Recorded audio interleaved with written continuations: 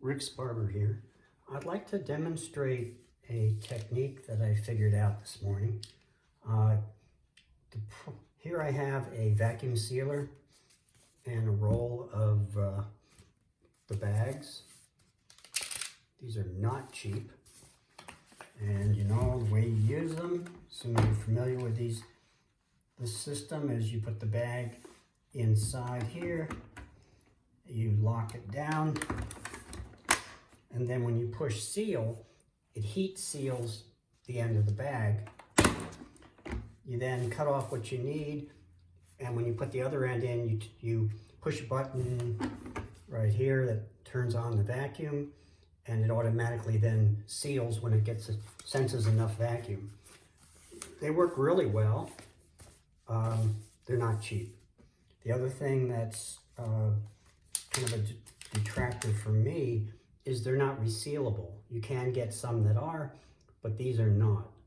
And for things that are high value, like a expensive steak, that makes a lot of sense to spend the money. But if it's inexpensive things that you know will benefit from a vacuum seal, but you want to take out some of it and put it back, it gets kind of annoying. So, for instance, here's some coffee beans, and they're in a freezer bag, a Ziploc freezer bag. These are pretty inexpensive, and they're resealable, but trying to get a vacuum on here is not easy. There's a few YouTube videos of people that have ways to do it, but I thought there's got to be a simpler way. Now, if you know anything about these heat seal bags, you know that when you go to seal them, if the surface of them, there you go, if these surfaces here are contaminated, then you can't get a seal. The plastic will heat up, but it can't fuse because there's debris in the way. Well, you certainly wouldn't want that, right?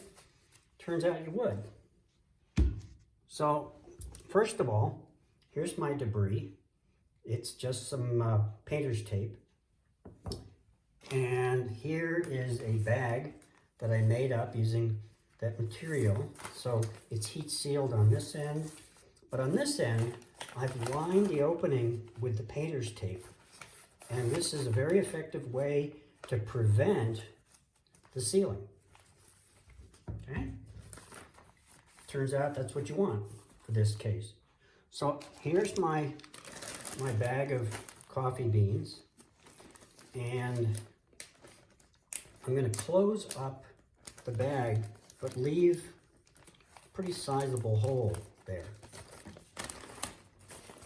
Then I'm going to put the bag inside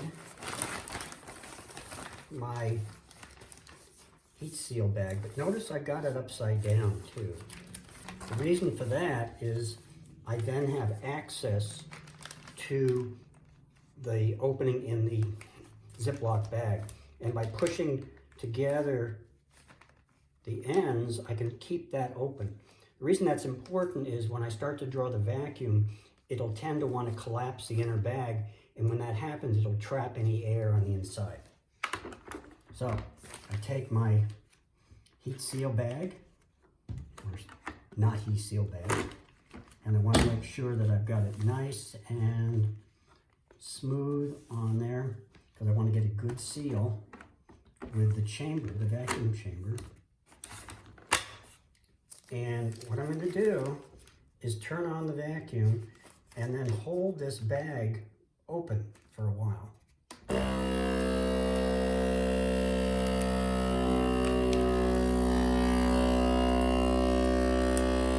Okay, now I'm going to push down on that seal, turn it off. Now if it happens, this time it didn't switch to seal, but if it did, just turn it off, because there's no reason to weaken the plastic. Now, when I open this up, well, this never stuck. And there's my beans, and they're in there, but first of all, I've opened and closed this bag a lot, so it doesn't hold the seal very well. Secondly, I found that if I roll that up and put a rubber band on there, it does tend to reduce the leakage.